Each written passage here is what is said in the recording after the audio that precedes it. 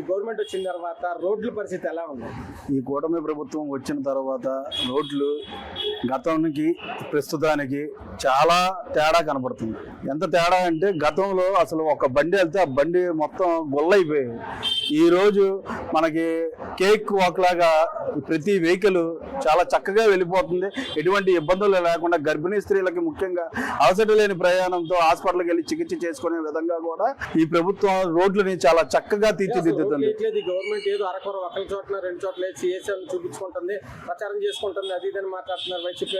వారు అపోహల్లో ఉన్నారు. ఆ అపోహల్లోంచి బయటకు వచ్చి మాట్లాడి గత ప్రభుత్వం సంక్షేమ పథకాల రూపంలో ఖర్చు పెట్టేసిన దాన్ని మళ్ళీ ఈ ప్రభుత్వం సంక్షేమాన్ని మర్చిపోకుండా అభివృద్ధిని మర్చిపోకుండా రెండింటిని సైమల్టేనియస్ గా తీసుకెళ్తూ పరిపాలన ఏమీ జరగకపోతే మరి ప్రతిపక్షం రోడ్డు మీదకి వచ్చి గోల చేసేది అదే మనకి గుర్తు.